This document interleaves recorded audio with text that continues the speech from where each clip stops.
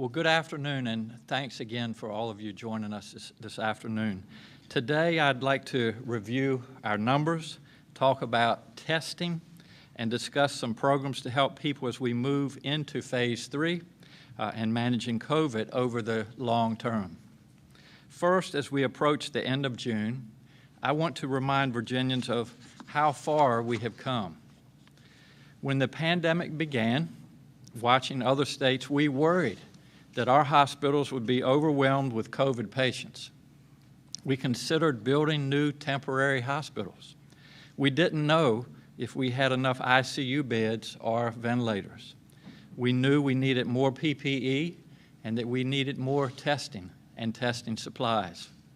America saw little to no leadership from Washington, and states and governors like myself came to the realization that we would be on our own. We said stay at home.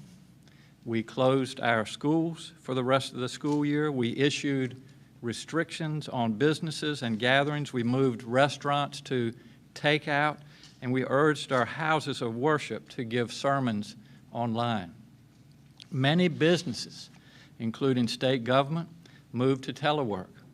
We have gotten familiar with social distancing and Zoom meetings. I've had 3 this morning, and I'll have some more this afternoon.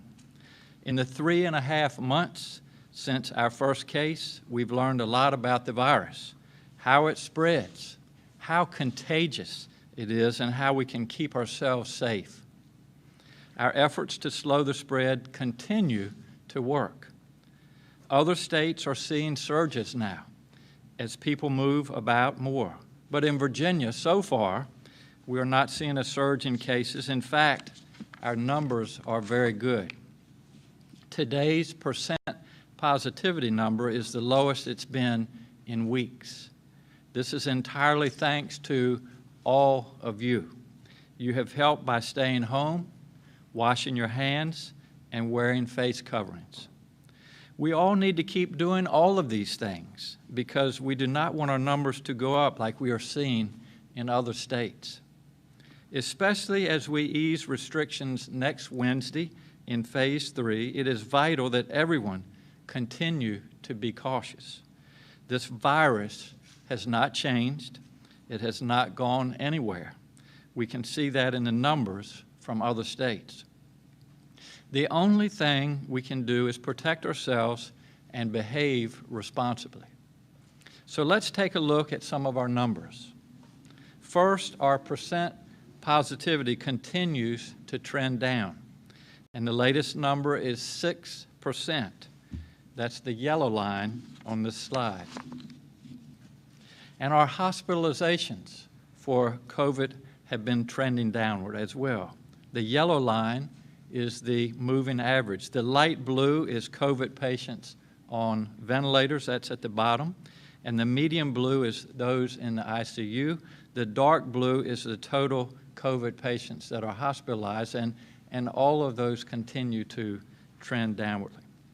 And while you can see that while more hospital beds are occupied, we're still not close to our surge capacity.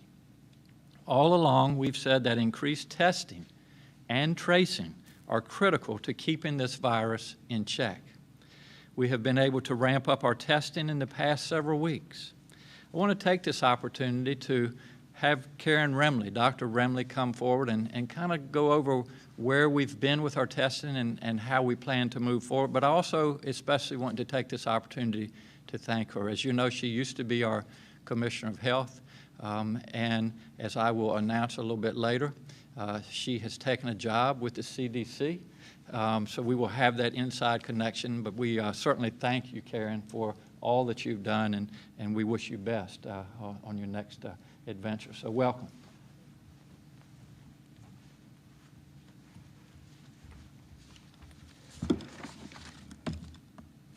Thank you, Governor. So I'll begin with the slide that you all have seen before, but I can't show it enough times because I remind myself of this every morning. Hand washing, 6 feet away, wearing your mask, and making sure you understand if you have symptoms are the things we've all done as Virginians that have made a difference. So we'll go to the next slide, which is that classic epi curve And remember, this is not when the test is done to say somebody has COVID, but is when somebody actually has symptoms. So it goes back farther. And as you can see, we have that curve going up, we flatten that curve, and now we're seeing that curve come down. And one of the things that's really important, the sooner we can make that diagnosis, the sooner we can isolate someone, and the sooner we can slow down our rate of spread. And that's why it's important to follow this closely and see this. Next slide. This is a complicated slide for all of us to look at. It comes from the UVA as we looked at their models. And what this looks at is the rate of infection. And we're starting off in March, and you can see we've slowly but surely come down. Another word that's called is the R-naught. And what that really means is if I'm infected, how many people do I infect? And so you want that number to be less than 1 because you want to make sure if I'm infected, I haven't infected anyone else. And we right now, statewide, are at 0.727. As I said, our goal is to be less than 1. As you can see, we have a little bit of variability around the state. We continue to work very aggressively at contact tracing, identifying cases early, and making sure people have accessibility to test. Next slide. So as the governor said, here's the number of people tested, the number of positive tests and percent positivity. And as you can see, we're consistently, and if we had also the slide that shows you the 7-day average, our 7-day rolling average now is consistently at 10,000 tests per day, which is what our goal was. We have some days where we may be doing 15,000, some days where we may be doing 8, but overall, we're seeing that consistent need to be able to test about 3 to 4% of our population. And so as we look at this, as the governor said, the most important thing is you're also seeing not just increased testing, but also decreased number of cases and a decreasing percent positivity. Next slide. A lot of people have asked about antibody tests. And as you know, not only do we get the PCR results reported to the state, we also get antibody tests reported to the state. To date, we've had 53,000 antibody tests that have been reported. Of those, only 6.4% were positive for the antibody. And if you take the confirmed cases that also had an antibody test, there were 2.1% that had a positive antibody test that actually had a positive PCR. Remember that all of the people who have a positive PCR don't necessarily get an antibody test. And of those probable cases, 17% had a positive antibody case. So that was, and then of the not cases, so people who didn't have a positive PCR, just had an antibody test, only 3.2% were positive. And of those, remember, some of those will be false positives. Next slide. And so one of the questions that we all ask is, do we have enough lab capacity? Because we know when we started this journey, we didn't have enough lab capacity. So how do we build on that? And building on something that already exists is always easier than starting from scratch. So there's something called the Public Health Laboratory Response Network. It started in 1999 to start to look at bioterrorism, and if we had events of bioterrorism in our country, how would we have a network of labs around the country that would be able to support our needs? At that time, here at DCLS, we were part of that network and continue to be. With it, as you can see, it's the federal labs, the state labs, and then Sentinel Hospital and local labs. We've used this for H1N1, we used it during Ebola, and we're going to expand that network to be able to use it now for COVID-19. Next slide. Through the governor's approval, using CARES Act, we will have a one-lab network. So we will expand the capability of DCLS and Fairfax, our 2 large public health labs in our state, but also partner with at least 3 institutions, facilities to be able to expand their ability to do testing specifically for public health. And this will allow them to expand to, we start off with 1,000 PCR tests today, but if we need to go more greatly, we can expand that and build on that capacity. Our plan is to make sure that the capacity we build for exceeds what we imagine we will be seeing through the UVA model. Next slide. So as we talk about that, our broad testing goals. Anybody who's symptomatic or who's had a close contact, who's been referred by public health to seek testing, or a clinician deems that they need to be tested. We talked about 2 to 4% of the population a month per district. We want to make sure that's not just statewide, but every district. So we're looking across the Commonwealth for disease. That's between 6,000 to 13,000 tests per day. Making sure that we're less than 10% positivity for each region, and over-testing those high-risk populations. So we've talked about this before, the socioeconomically disadvantaged, people with chronic illnesses, the elderly, people in congregate settings. We're in the process of doing point prevalence surveys in long-term care facilities. We're working with the nursing homes and assisted living, getting those point prevalence surveys done. We've also been testing in prisons and jails and behavioral health. We continue to do, there are over 400 outbreaks in this state that we do outbreak testing and containment. Our containment efforts are much more aggressive and fast now because we've got access to that testing, so can very quickly identify that. And then overall containment through contact tracing. And then I always say we try and also be very good stewards of all of our funds and make sure when appropriate, insurance that should cover that test for a clinical need, and that the HHS portal for the uninsured, that we're using those whenever possible. Next slide. So what does that look like going forward? This is based on the UVA models. We anticipate in May, and we did far exceed the number of tests that we needed to do per month, 30,000 per month. You look at that, then you say, okay, if we've got that many cases, then how many contacts do we think we might have? How many public health coordinated tests do we do? What's our testing goal? So you can see for May, that was 6,500. We were significantly over that. In June through August, that's going to be around 10,000. September to December, around 11,000. This is based on the current UVA model. But as I said, we looked at the one lab concept. We looked at what was the worst possible scenario, which we're not predicting now, to make sure we had that lab capacity if we need it. Next slide. The other thing we're starting now in July to make you aware of is this is something that we do at the health department every year in partnership with our outpatient providers. We look for influenza in facilities, doctors' offices around the state. We pick 2 doctors' offices or outpatient facilities per district. We do 5 specimens a week. It's whoever comes in with symptoms that are consistent with COVID, those first 5 who agree to be tested, we do those tests. That'll be 350 total tests a week or 1,400 a month. That gives us an idea of what the disease looks like around the state. One more piece of information for us to have. We'll be doing the influenza sentinel screening too. And then the second is we will be looking at vulnerable populations by using a similar method. So imagine that we'll be doing essentially these sentinel surveillance in nursing and in correctional facilities, homeless shelters, low-income housing complexes, anywhere where we've identified there might be a higher risk of disease. Next slide. And then something that I am particularly proud as a Virginian to share is that for every individual in our state who has been identified as having a positive COVID test, that we need to do contact tracing and provide clinical care. Because of the incredible strength of our partners, we are able to say that in every district, every patient has somewhere to be referred to for a medical home. And our free clinics went from 4 free clinics in April that were testing for COVID. They're now up to 26. And that's more than anywhere else in the country. Our federally qualified health centers are partnering with us to make sure that people who are tested have clinical care. And CVS, through their Minute Clinics, has also expanded significantly so that we are sure we can meet every patient's needs and everybody who's been exposed needs.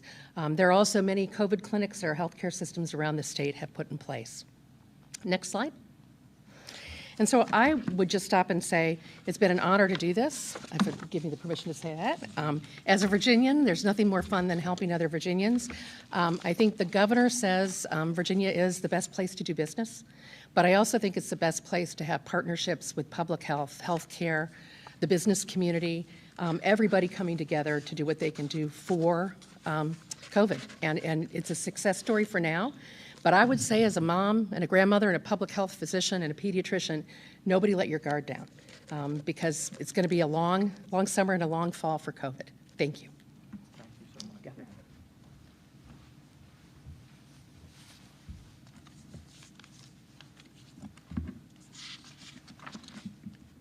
Well, once again, Karen, thank you, one, for the overview, and thanks for all the work that you've done.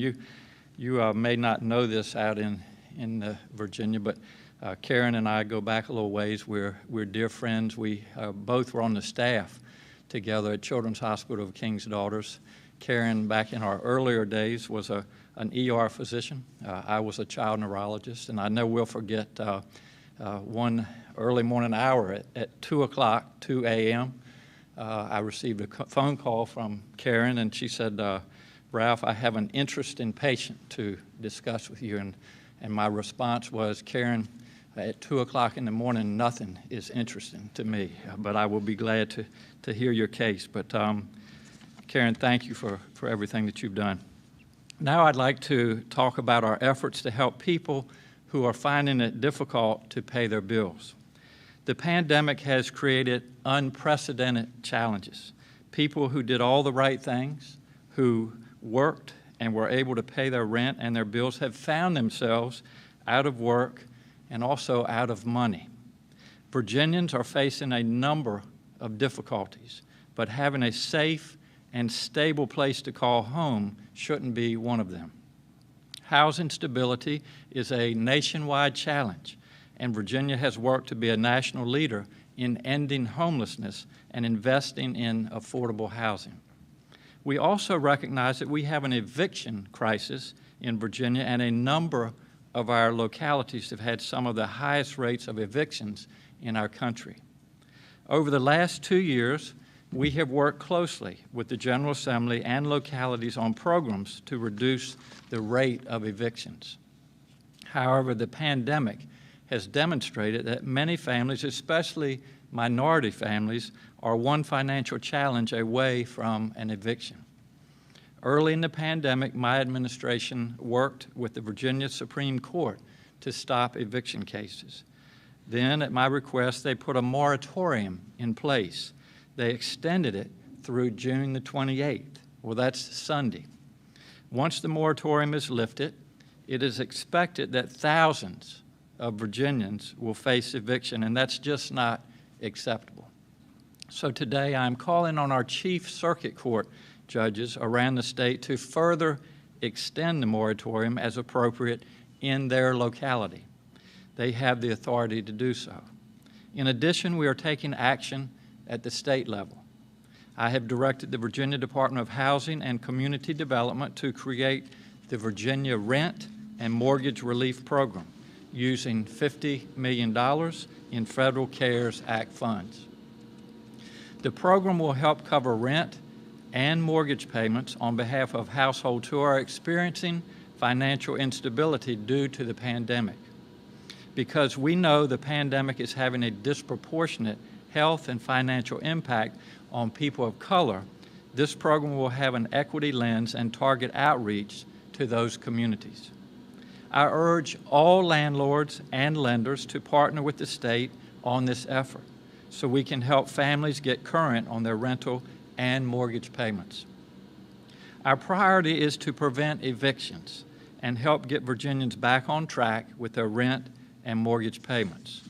More information, including how to apply, will be available when the program launches on Monday, June the 29th. We're also working to help folks who are having trouble paying their energy bills.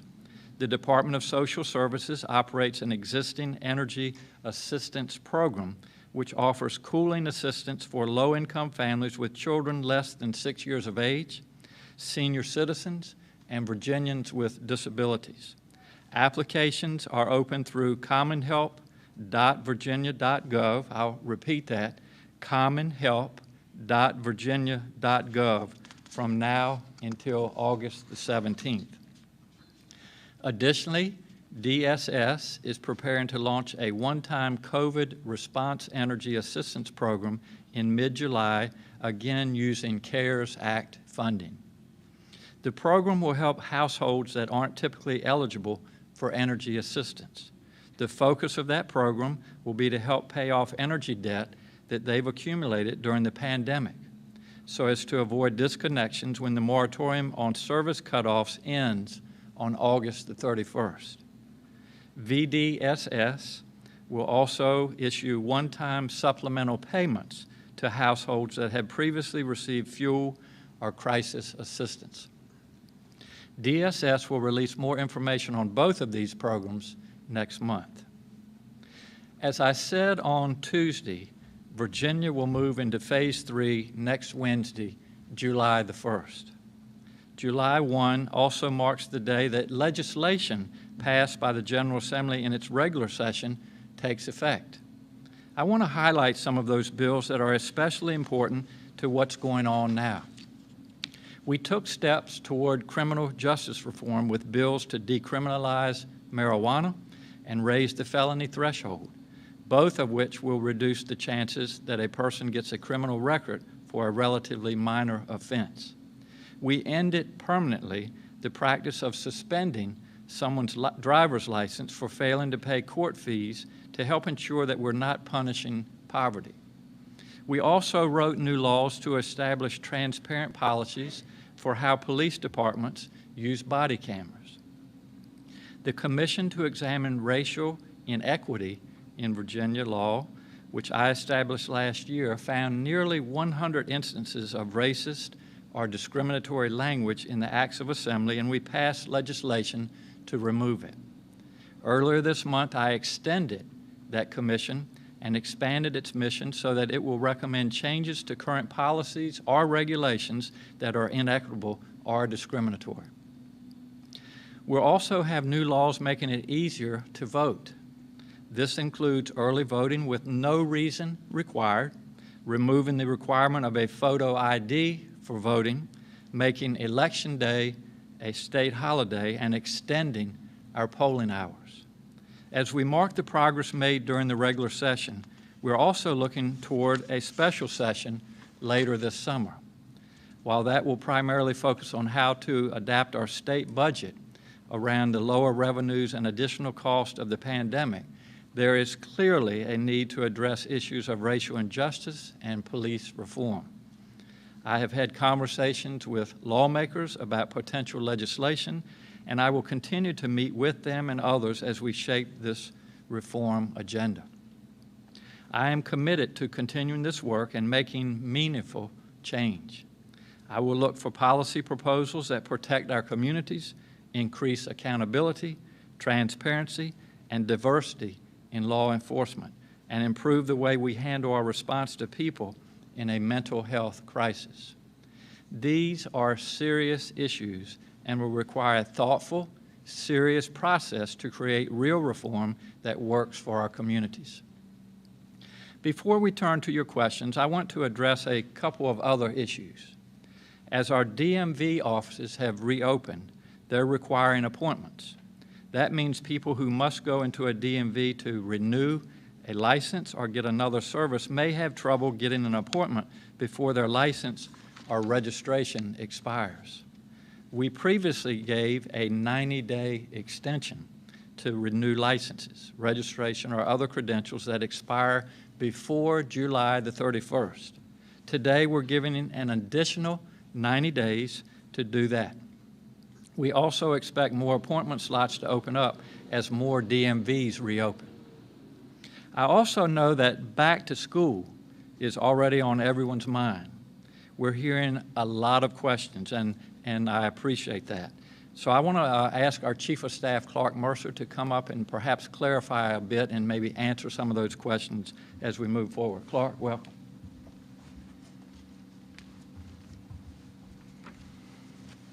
Thank you, Governor. So we have gotten a lot of questions and inquiries and suggestions about our kids going back to school this fall, and we have a number of parents in this administration with young children. We understand just how stressful and intense it has been to have our children home with us over the last several months. I can assure you we appreciate the juggling act that parents throughout the Commonwealth have been doing. And I wanted to clarify, we've gotten some inquiries from our state legislators as well as parents of students around the Commonwealth. And a few weeks ago, we released the state's guidance for Virginia's pre-K through 12 schools to help with their reopening plans. The Virginia guidance document, it aligns with CDC guidance for reopening and provides considerations for school divisions in the first 3 phases of reopening. And we are all going into phase 3 next week throughout the Commonwealth. It is intended to inform the discussions happening at the local level, but it does not mandate any one particular approach. Guidance is not law. This is up to your local school boards to decide how they're going to open responsibly. Virginia is a very diverse state. We have the infection rates that we have seen on these graphs. They are different throughout the Commonwealth. We appreciate that. As we reopen and as school boards grapple with their ability to reopen, teaching remotely, they need to take all of these things into consideration.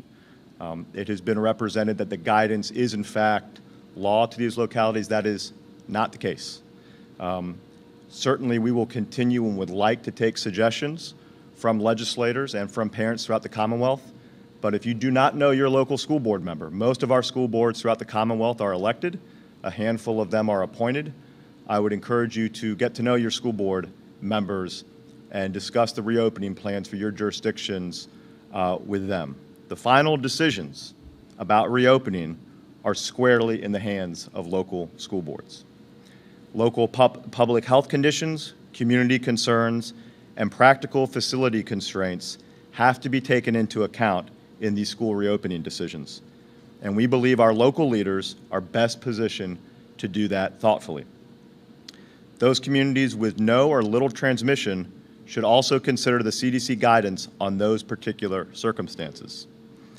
The state's guidance document recommended 3 phases of reopening, and like Virginia's businesses, we recommend that schools enter phase 3 next week. And I will say all of this in terms of reopening, whether it's businesses or schools, are predicated on doing so responsibly and making sure that that graph that we see with the infection rate stays steady or declines. As the governor said, we do not want to see Virginia in the position of several other states that are seeing sharp increases. That's the worst thing that can happen. We have had some comments about transmission among our youth and how impactful that is to their health.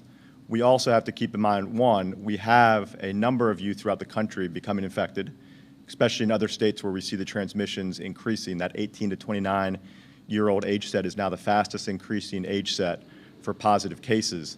We have plenty of teachers and faculty and staff, from our janitors to folks that work in the cafeteria, to our teachers, to our principals and administration, who are in that age set where they would be very susceptible to COVID.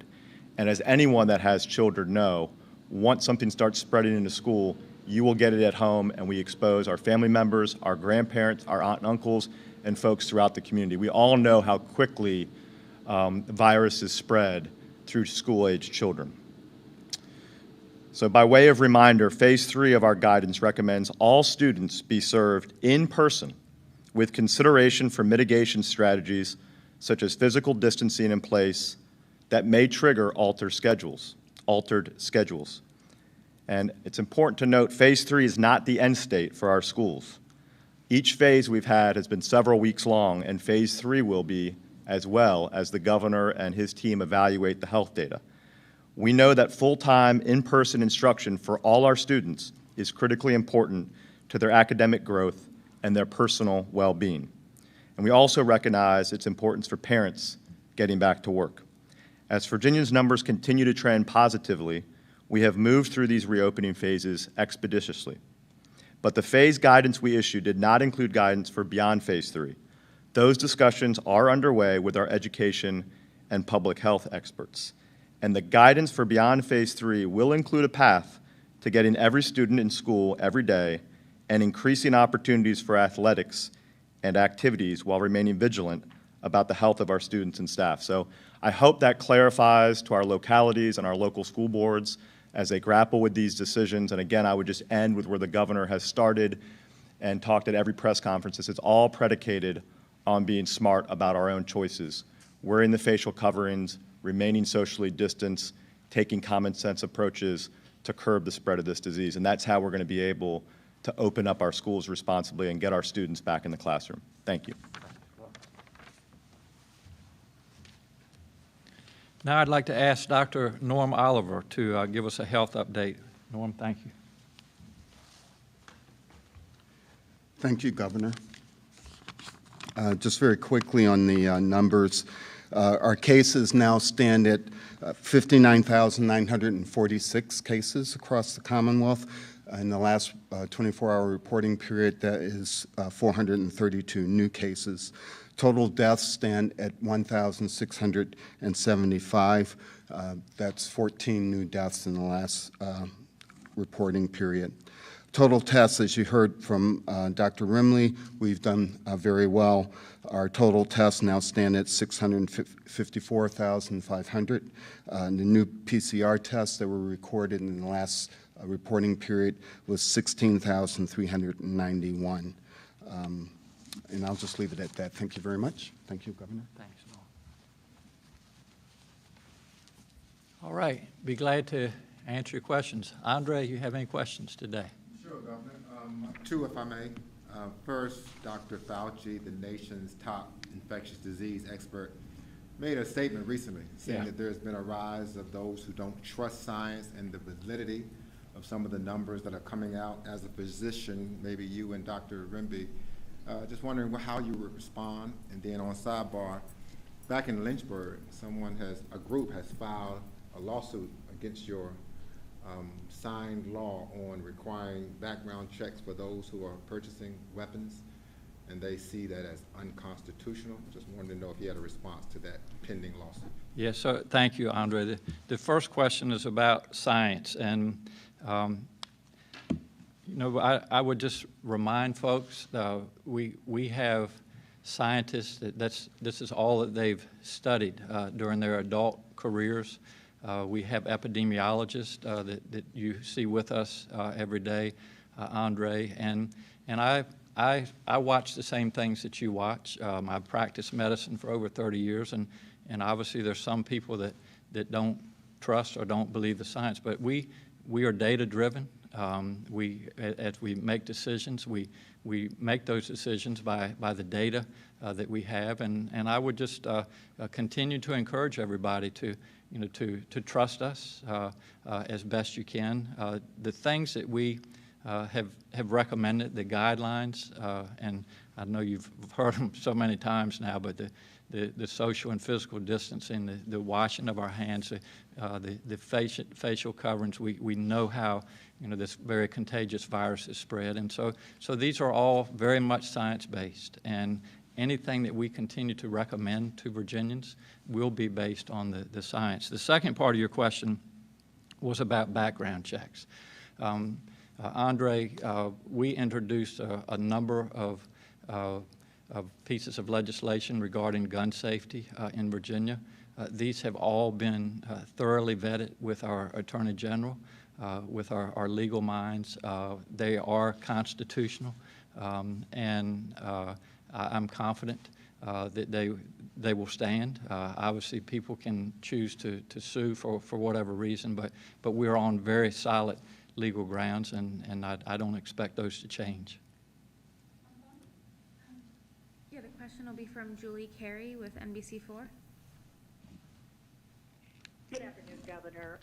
I know a lot of people are excited about Phase 3, but I've heard from a number of Virginians who are worried about moving to Phase 3, especially because it permits gatherings of up to 250 people. Given the spikes we've seen happen in other states, is there any reconsideration being given to allowing that kind of group size? And secondly, if not, why do you believe that Virginia won't necessarily go the way of North Carolina in terms of seeing a surge once we open up more? Yeah, Julie, thank you for the question.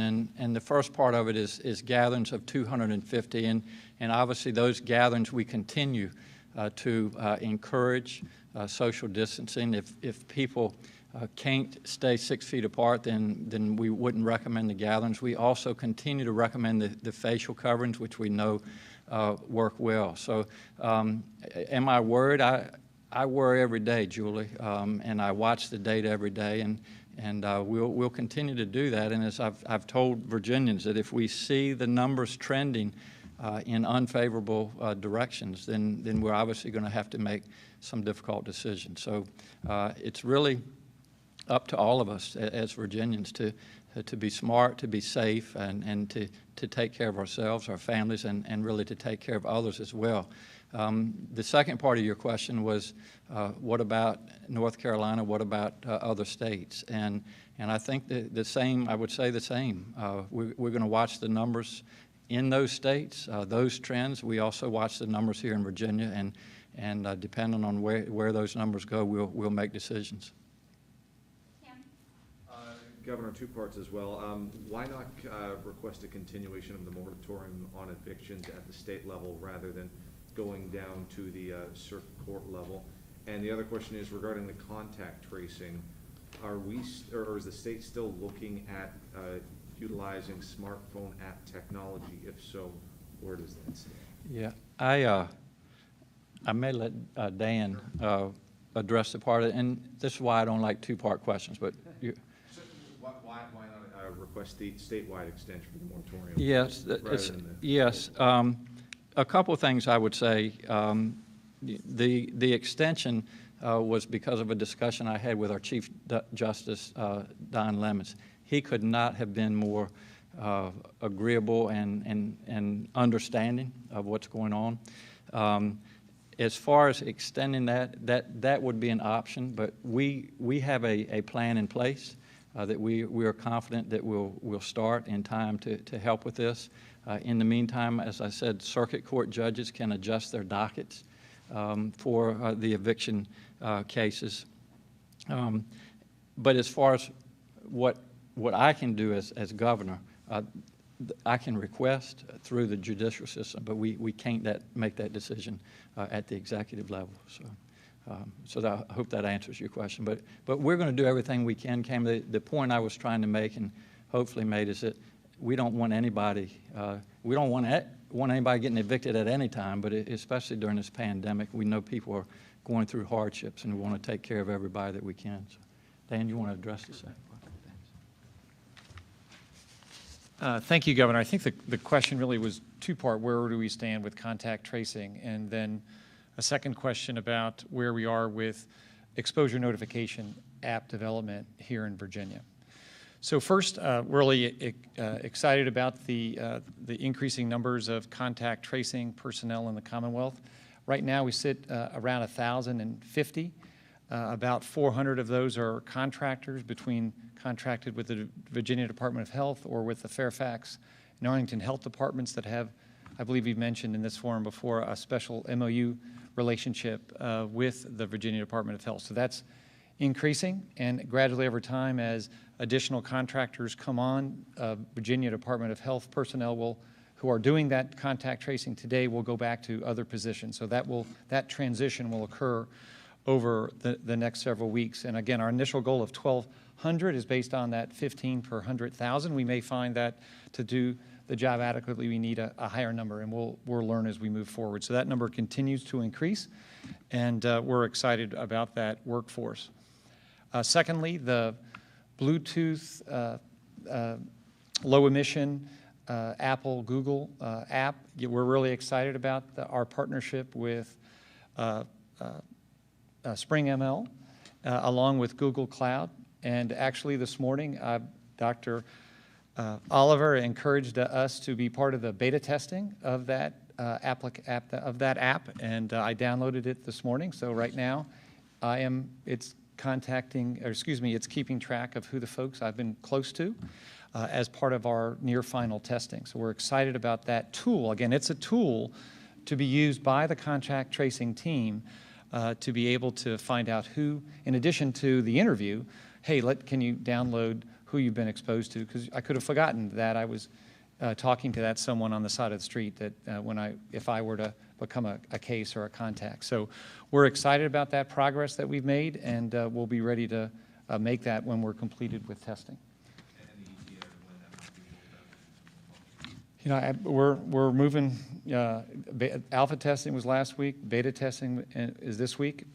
Mid-July. Mid-July, it should be ready for full prime time and dissemination around the Commonwealth.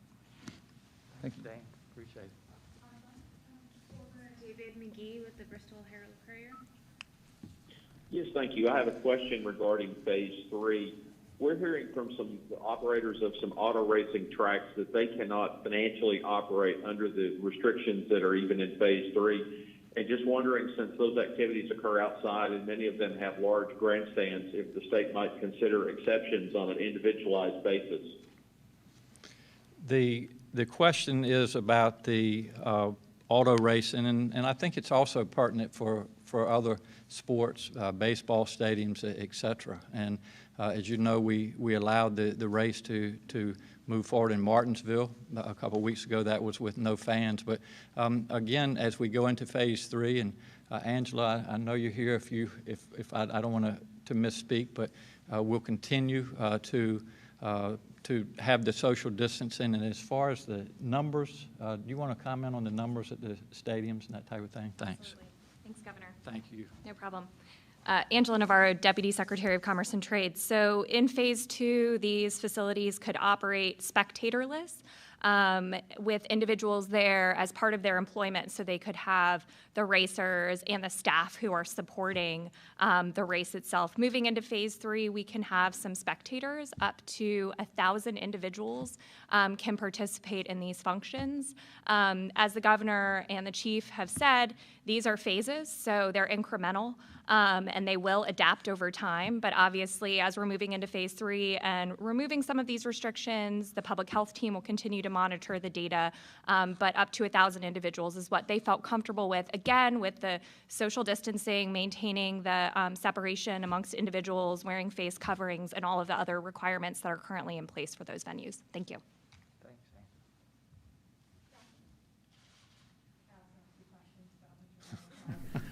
So the first one actually kind of has to do with along the same lines. We're hearing from some amusement parks like Kings Dominion, Right.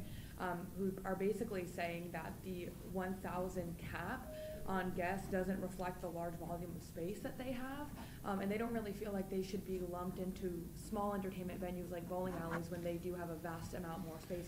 So would you consider making independent requirements for those larger amusement parks? Yeah, Jackie, thanks for the question. It was regarding the amusement parks, and we've had a lot of discussions with the amusement parks, and I would just say that I want them to open up as soon as they can, do it safely and responsibly. I mean, a lot of the tourism industry depends on them, hotels, restaurants, et cetera. But we also, I think, have to be cognizant of the fact that there are so many contacts at these amusement parks, people touching different things. And so we have had discussions with our Virginia Department of Health, with our epidemiologists, and that's the decision that we've made. Obviously, we're going to continue to follow the numbers in Virginia. We're in Phase 3. We'll continue to have those discussions. And as soon as we feel that it's comfortable, we feel comfortable that we can move forward safely, then we'll do that. And I know it's difficult. As I've said every time I've been at these press conferences, these decisions are tough. People have had to make a lot of sacrifices. But I think if we look at the reality of what's going on, especially in the other states around us, and we're seeing surges in numbers, those individuals are the same folks that come and enjoy our amusement parks, the ability to travel around Virginia. So we've got to be very careful as we move forward. We'll continue to follow those numbers, and as soon as we think it's safe and responsible, then we'll allow those numbers to increase. Okay, real quick follow-up on Yes. this question. You mentioned that you cannot extend the moratorium on evictions statewide unilaterally, but you can request it through the judicial system. Right. Have you requested that formally at this point at the state level? Not through the Supreme Court. No, I haven't, because we've chosen a different avenue. We want to do it at the local level with our circuit court judges, and we also have a program that we think is going to be very good, and we know that there are going to be a lot of requests. We know a lot of people are vulnerable to being evicted, and so we have that in place, ready to roll out. Do you have a sense of how many people could be assisted through that program? I don't know if any. An estimate? Actually, yes, I'm going to get you an answer in just a second, Jackie. Welcome back.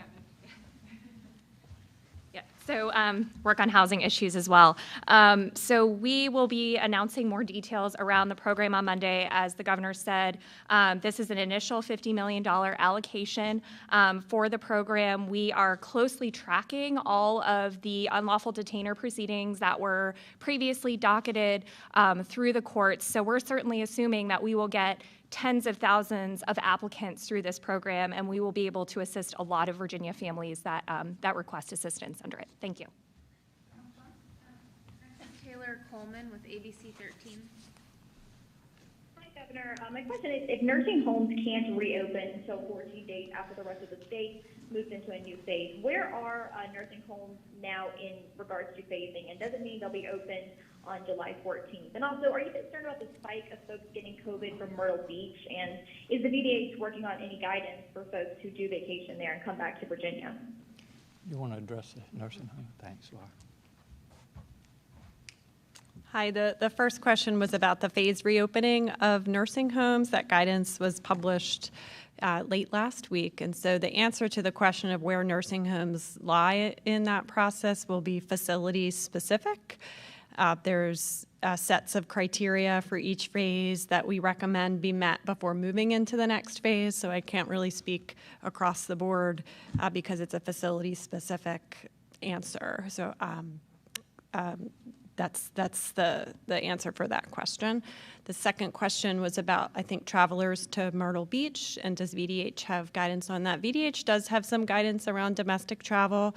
At this point in time, there are no statewide, there's no statewide guidance for individuals who have traveled to certain places domestically. You can find that on our website, so there's no restrictions, but obviously lots of these things can change with time. Thanks. Yeah, just following up on the eviction moratorium one more time. Advocacy groups have been asking you to use your executive authority to extend the moratorium. Is that something you're considering, or do you believe you have that authority? That would be a difficult authority, as I've said, at the executive level. And we're planning on moving forward with the program that Deputy Secretary Navarro just discussed, and also working with our circuit court judges at the local levels. And is there a reason why you said you didn't request an extension of it at a statewide level? It seems like going on sort of an ad hoc basis where there's different rules in different localities based on. I appreciate the question there, but I think the Supreme Court, our Chief Justice was very gracious in doing that, and I just think we can take a different path moving forward. Yeah, Tracy Agnew with the Suffolk News Herald. Thank you.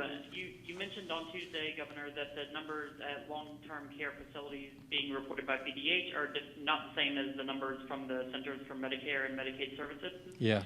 There's a disclaimer on the VDH website that says the difference is due to a number of different factors: reporting requirements, case classifications, timelines, and others. So can you elaborate on some of those different factors and explain exactly how they're making the numbers inconsistent? Okay. Thanks. The questions about the differences in data from the CMS data on nursing homes and VDH's published data on long-term care facilities that have experienced outbreaks. The main difference between those two data sets is definitions.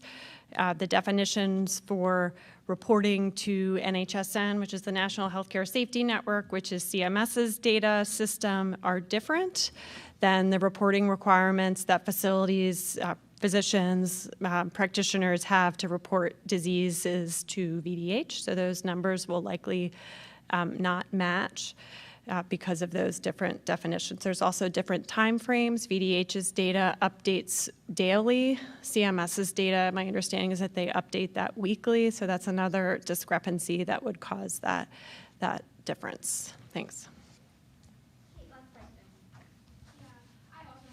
But can go one at a time. And the first one is also related to long-term care facilities. Sorry, Lori. I was wondering how the state's guidance is going to be implemented. Like, it's framed as guidance, but I'm wondering, how VDH will determine that nursing homes are following those steps, and if they'll be actually required to implement it before they reopen? And that's my first question. Sure, thanks, Kate. So the question's about how are we implementing the Virginia nursing home reopening guidance, and it is guidance, and it's a set of recommendations, and the components of it that it's essentially linked to funding, a lot of it. So for testing, the testing components, for example, if a facility wants to seek reimbursement for that activity, they would have to have done it, obviously. So, but what I would say is that largely facilities that we work with, and this isn't unique to COVID, really aim to be compliant with public health recommendations, and the tool and the guidance is just to help them think through that a little bit more systematically. And we encourage our local health departments to work with them along the way as well. There's a point in the guidance where a facility, when they feel like they've met the criteria, this is self-assessed, that they notify their local health department through an attestation, and then the local health department can be aware of that. On a nursing home. It acknowledges that that's correct, right? And then my my other question was actually for the governor specifically, and, you know, moving towards this special session, obviously there's been, you know, renewed focus on racial injustices in policing. And I'm wondering if you could tell me, you know, what specific policies related to that you have either proposed or supported leading into August. You know, Kate, without getting into the details, obviously we need comprehensive reform. I've had discussions with a lot of people in the communities. I've had discussions with the police departments. I just was on the phone before I came to this with the African American Advisory Board. I've also had a lot of discussions with legislators. As you know, the Legislative Black Caucus just released a list of their agenda, and I think those are a lot of those are great ideas. And so what we need to do is go through that process. There are a lot of ideas out there, Kate, and I'll have those discussions with folks in the community as we've got some of those scheduled now. Continued discussions with our legislators, and we'll go through that process. We'll probably come back to Richmond around the mid to late part of August, and obviously that a lot of that is to discuss our budget, but we have a fairly ambitious agenda regarding the other issues that you brought up. So we'll work forward with that. Thank you all for being here. If you can just hang with me for a couple more minutes, I would appreciate that, and I will be brief. But I just wanted to close by saying that when this pandemic began, we held a press briefing to make sure the press and Virginians had as much information as possible. We have kept that up ever since, starting with daily briefings 7 days a week and then scaling back to now twice a week. So I want to thank all Virginians who have tuned in to watch these and get information. I particularly want to thank Virginia Public Media for taking a lead role in making these briefings accessible to thousands of Virginians. I'd also like to thank our interpreters, Carrie and Liz, as well as others who have stepped in. And I want to thank you, the press. You have had the difficult job of explaining what can be complicated state policy and health data to the general public. And for many of you, these last few weeks, that job has also been paired with reporting on the protest around racial injustice.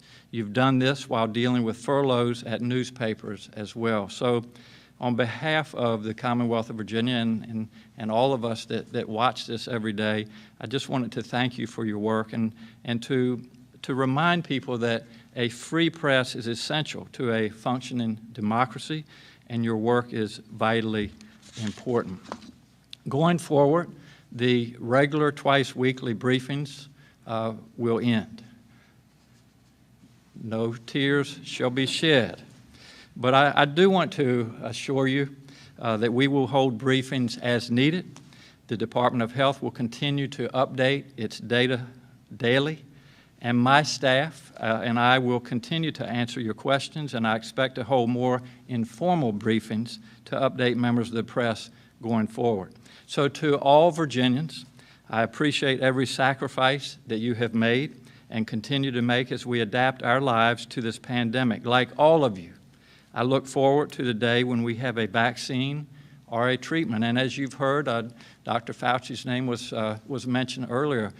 He is very optimistic, and that's great news that we may have a vaccine by the end of this year. And wouldn't that be a blessing for all of us, and that we can all return to as close to a near normal as we can. So until then, let's all continue to be careful and take care of one another. And I just want to remind you all, and I speak on behalf of what we've been dealing with, this is a very, very stressful time for all Virginians, for all Americans, for that matter, for people around the world. And I feel your stress. And I just wanted to remind all of you you can agree to disagree, but be respectful and be kind to each other. That's the way we're going to get through this. Treat other people as you would have them treat you. So I thank you for all of that. And I just thought I would end. You all have asked me a lot of questions, right, over the last few months. And now I'd like to, if I could, ask you all, the press, some questions. And there will be prizes for the winners.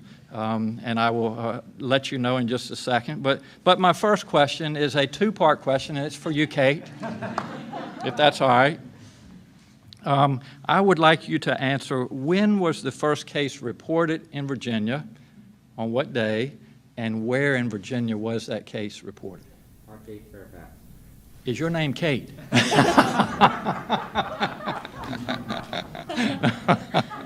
actually think it was March 7th in Fairfax. Okay, you're close. It was actually March the 4th. No, you're right. March the 7th. Oh. Yes.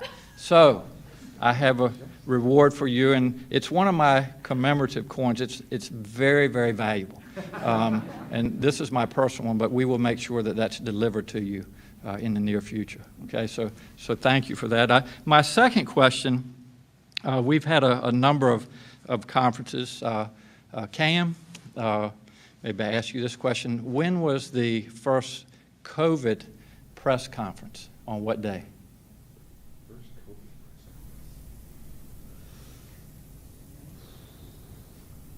March 15th. Close. You want to phone a friend? That's fine if you like. Kate, great. 12. March 12th. No, you're getting warmer. 11? Warmer. 9. 10. Warmer. You all are getting warmer. March, early March. Remember, I mean, the winner, if you give me the date, will get one of these commemorative coins. So, I mean, just. Was it March 7th? March 6th. 5th. There you go. All right, good job. All right, and our last question, and anybody can answer this from the press, but we've had a number of these press conferences, and we appreciate the opportunity. So I would like to know, including today's press conference, how many press conferences have we had related to COVID-19? 8,400. You're a little bit off, but yes. 40. Close. 45. Who said 47?